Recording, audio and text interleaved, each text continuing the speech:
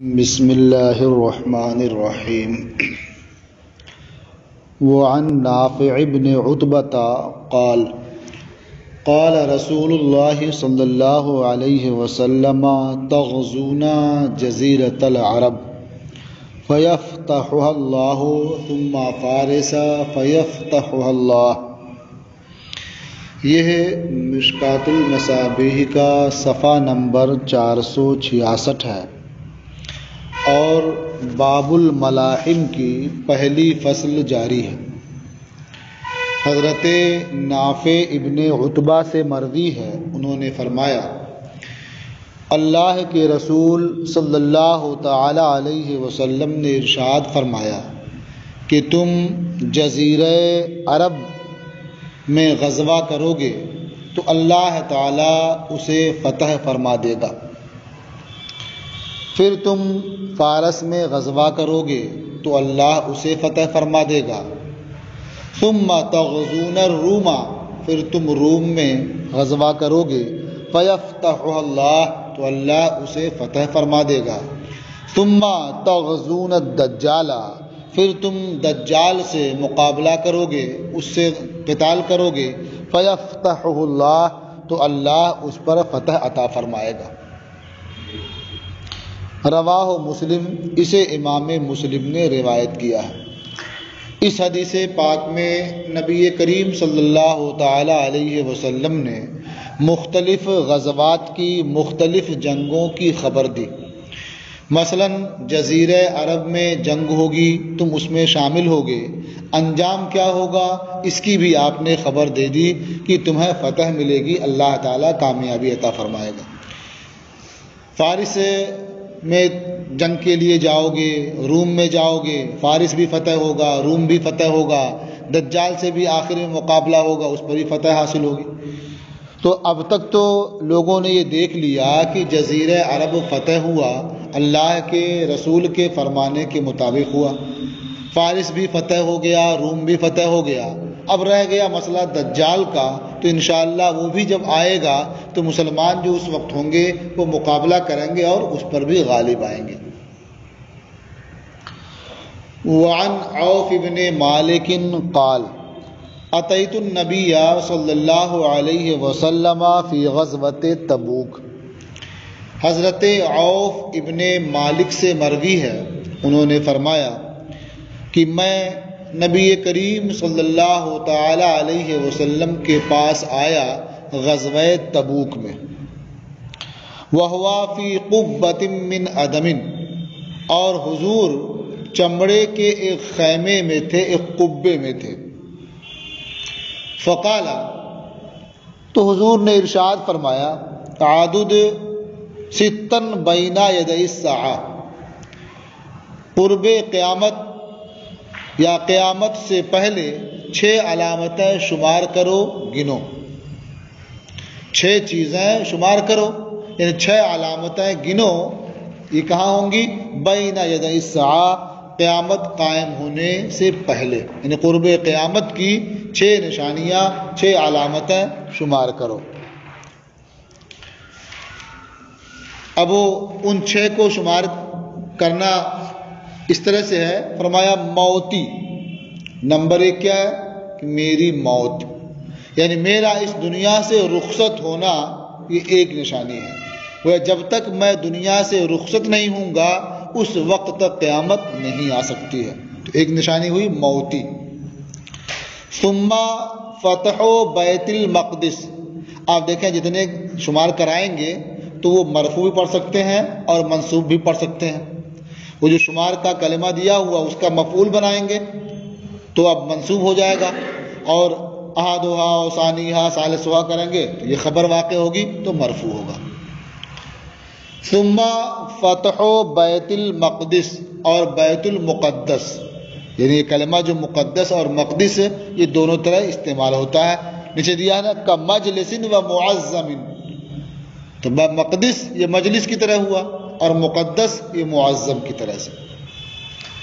پھر بیت المقدس کی فتح، ثم موتان یأخذ فیکم، تو بیت المقدس فتح کر لیا گیا، حضرت عمر فاروق اعظم رضی اللہ تعالیٰ عنہ کے دور خلافت میں. تو گویا جب تک یہ فتح حاصل نہیں ہوگی قیامت قائم نہیں ہوگی. تو دو نشانیاں لوگ دیکھ چکے. ثم موتان، پھر عام موت ہوگی، عام موت. یاخذ فیکم کقعاص الغنم، یہ عام موت تمہارے درمیان پھیل جائے گی بکریوں کی وبا کی طرح سے. کقعاص الغنم، بکریوں کی وبا کی طرح سے. جیسے بکریوں میں وبا جب پھیل جاتی ہے، بیماری پھیل جاتی ہے تو تیزی کے ساتھ بکریاں مر جاتی ہیں، اسی طرح سے تمہارے درمیان یہ عام موت پھیل جائے گی، وبا پھیل جائے گی. اس کے بارے میں یہ کہا گیا کہ یہ طاعون امواس ہے، جس میں یہ طاعون بھی حضرت عمر ابن خطاب رضی اللہ تعالی عنہ کے دور خلافت میں آیا. اس کے بارے میں کہا گیا کہ 3 دن میں 70,000 لوگ انتقال کر گئے. یہ کتنی بڑی تھا، 3 دن میں 70,000. تو یہ عام موت ہے. تو یہ علامت بھی لوگوں نے دیکھ لی کہ یہ عام موت واقع ہوئی. ثم استفاضۃ المال، پھر مال کی کثرت. یعنی قیامت کی نشانیوں میں سے ایک نشانی کیا ہے؟ مال کی کثرت ہے. حتی یعطی الرجل 100 دینار فیظل ساخطا، یہاں تک کہ ایک مرد کو 100 دینار دیا جائے گا تو وہ ناراض ہوگا. 100 دینار دیا جائے گا تو وہ ناراض ہوگا. آپ دیکھیں کہ یہ علامت اس زمانے میں بھی پائی جا رہی ہے اور اس سے پہلے بھی اس کا ظہور ہو چکا ہے. اس کو آپ اس تناسب میں دیکھیں کہ جب فاقے کی نوبت تھی، پیٹ بھر کر کے جو کی روٹی بھی کھانے کو نہیں ملتی تھی، گیہوں کی روٹی کسی کسی کو کبھی کبھی ملتی تھی، پہننے کے لیے کپڑے بھی نہیں تھے. اس وقت یہ خبر دینا کہ ایک آدمی کو 100 دینار دیا جائے گا، جب بھی وہ ناراض ہوگا اسے کم سمجھے گا. جب فتوحات کا سلسلہ شروع ہوا اور غلبہ حاصل ہوا ہر طرف، تو کثیر مال حاصل ہوا لوگوں کو. پھر اس کے بعد عیش و عشرت میں لوگ ڈوبے، پھر اس جانا شروع ہو گیا ان کے ہاتھوں سے. یہ چیز تو پائی جا چکی ہے اور اب بھی ظاہر ہے یہ مال کی کثرت. اب اس زمانے میں آپ دیکھیں کہ پہلے کی طرح سے فاقے کی وجہ سے موتیں شاید نہ ہوتی ہوں، یا کہیں کوئی ایسی موت ہو جاتی ہو جس سے رابطہ کسی کا نہ ہو پاتا ہو، لوگ جان نہ پاتے ہوں. ورنہ عام طور پر لوگ کھاتے پیتے ہیں، روکھا پھیکا جو بھی ہو، یعنی بھوکے سونے کی نوبت کم ہی آتی ہوگی.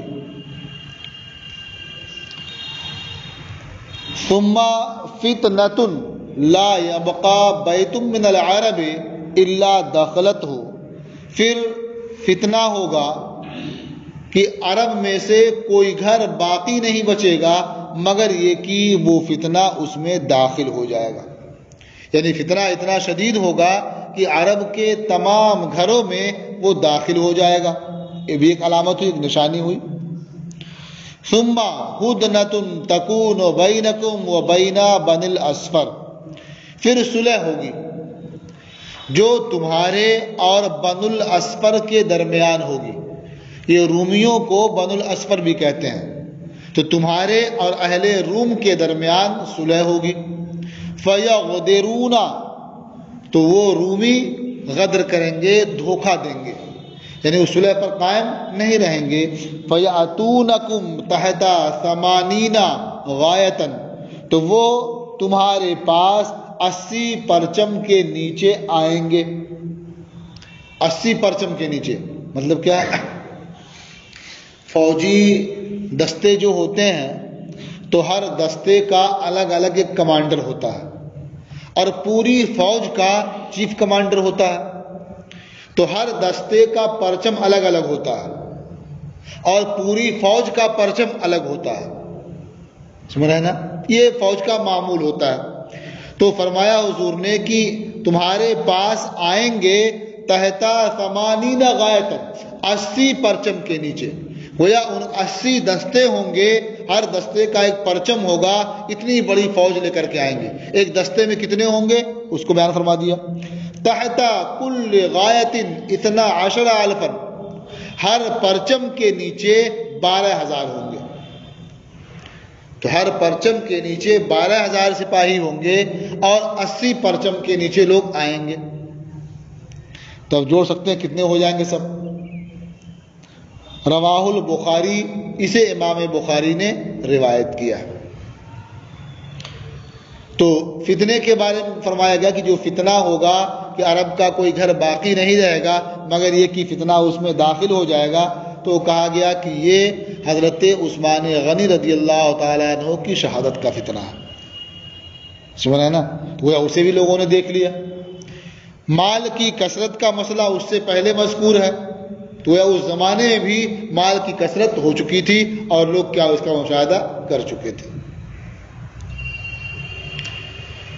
وعن ابی ہریرہ قال، اور حضرت ابو ہریرہ سے مروی ہے، فرمایا قال رسول اللہ صلی اللہ علیہ وسلم لا تقوم الساعة حتى ينزل الروم بالآماق او بدابقہ فیخرج الیہم جیش من المدینہ۔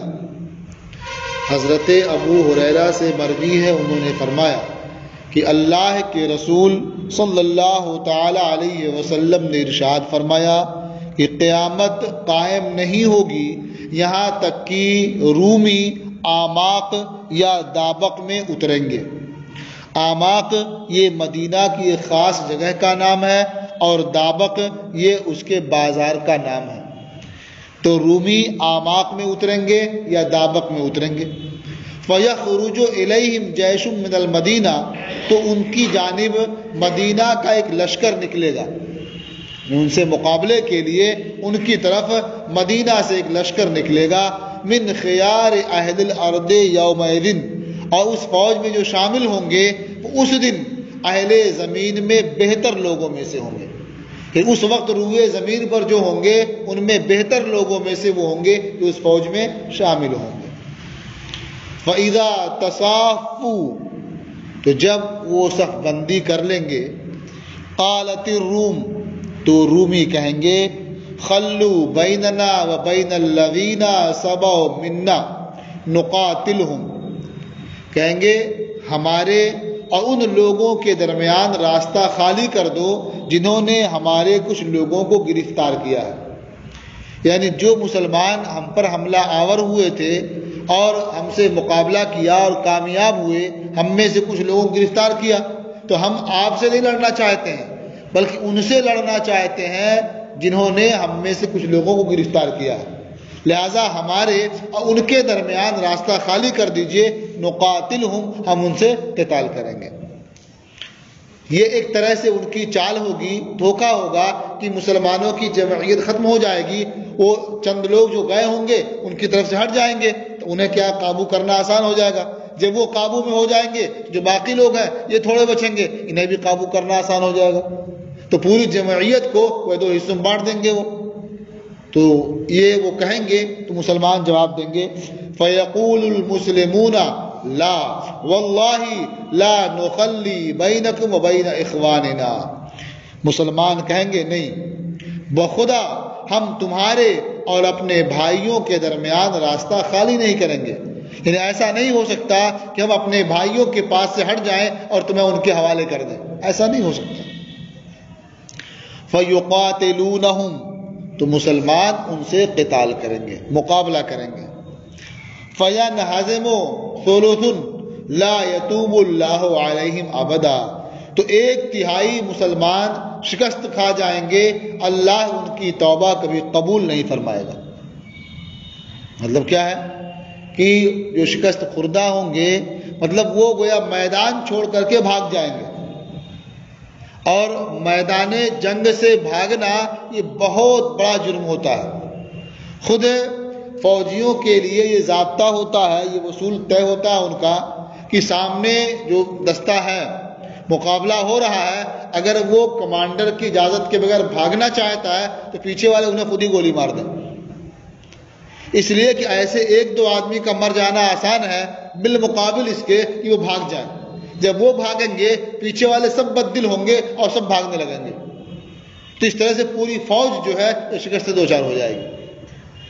ہاں کمانڈر کا آرڈر ہے، کوئی اس کی حکمت اپنی ہے تو ایک الگ بات ہے، تو اعلان ہوتا ہے اس کا.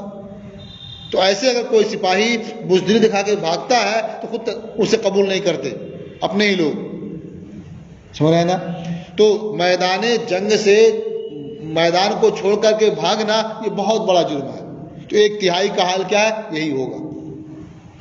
فَيَنْهَزِمُ ثُلُثٌ لَا يَتُوبُ اللَّهُ عَلَيْهِمْ أَبَدًا. ایک تہائی مسلمانوں میں سے شکست کھا جائیں گے، اللہ کبھی ان کی توبہ قبول نہیں فرمائے گا. وَيُقْتَلُ ثُلُثُهُمْ أَفْضَلُ الشُّهَدَاءِ عِندَ اللَّهِ. اور ایک تہائی مسلمان شہید کر دیے جائیں گے. اس مقابلے میں وہ شہید کر دیے جائیں گے، وہ اللہ کے نزدیک افضل شہداء ہوں گے.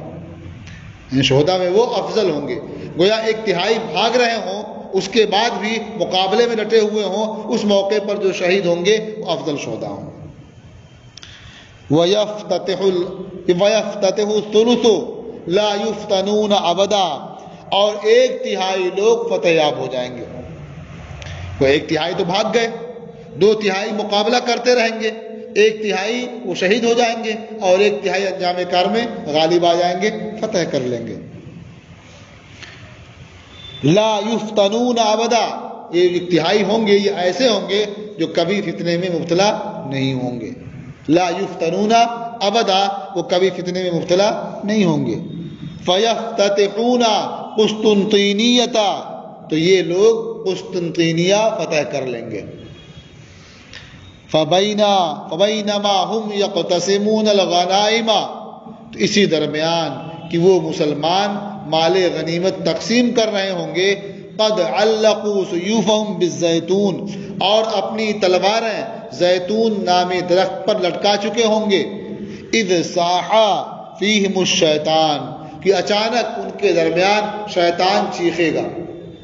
یعنی جب فتح یاب ہو جائیں گے، اطمینان ہو جائے گا، تو اپنی تلواریں اتار کر کے زیتون نامی درخت سے لٹکا دیں گے اور مال غنیمت تقسیم کرنے مصروف ہو جائیں گے.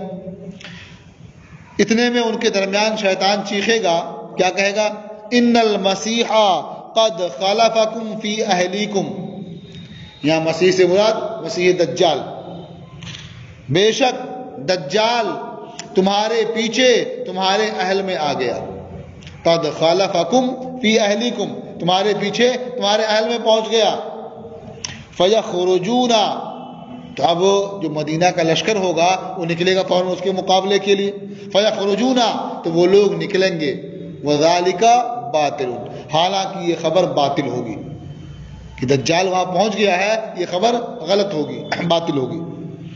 فَإِذَا جَاءُوا الشَّامَ خَرَجَا. تو جب وہ لوگ شام میں آئیں گے، خرجا، جب وہ نکلے گا، اس کا خروج ہوگا. فَبَيْنَهُمْ يُعِدُّونَ لِلْقِتَالِ. اسی درمیان کہ مسلمان قتال کی تیاری کریں گے. یُسَوُّونَ الصُّفُوفَ، صفیں سیدھی کریں گے. اذا اقیمت الصلاۃ، جب نماز کے لیے اقامت کہی جائے گی. فینزل عیسی ابن مریم، حضرت عیسیٰ ابن مریم نزول فرمائیں گے. فامہم، تو وہ ان کی امامت کریں گے. فاذا رآہ عدو اللہ ذاب کما یذوب الملح فی الماء. تو جب اللہ کا دشمن یعنی وہ دجال، جب اللہ کا دشمن یعنی دجال حضرت عیسیٰ ابن مریم کو دیکھے گا تو پگھلنے لگے گا، جس طرح سے پانی میں نمک پگھلتا ہے. نمک پانی میں ڈال دیجئے تو آہستہ گھل جاتا ہے اسی میں، پھر آپ تلاش کریں ملے گا نہیں. اسی طرح سے وہ دجال پگھلنا شروع ہو جائے گا. فَلَوْ تَرَكَهُ لَنْغَابَ. تو اگر اسے اسی حال پر چھوڑ دیں تو پگھل جائے گا بالکل. وَلَٰكِنْ يَقْتُلُهُ اللَّهُ بِيَدِهِ. لیکن اللہ اسے عیسیٰ ابن مریم کے ہاتھ سے قتل فرمائے گا. یعنی اللہ تعالیٰ کی مشیت یہ ہے، اس کی مرضی ہوگی کہ حضرت عیسیٰ ابن مریم اسے اپنے ہاتھ سے مارا. تو اللہ اسے دجال کو عیسیٰ ابن مریم کے ہاتھ سے قتل کرے گا. فَيُرِيهِمْ دَمَهُ فِي حَرْبَتِهِ. تو حضرت عیسیٰ ابن مریم لوگوں کو اس کا خون دجال کا خون دکھائیں گے اپنے چھوٹے نیزے میں. حربہ کہتے ہیں چھوٹے نیزے کو. تو اپنے چھوٹے نیزے میں اس کا خون دکھائیں گے، دیکھو یہ دجال قتل کر دیا گیا. رواہ مسلم، اسے امام مسلم نے روایت کیا.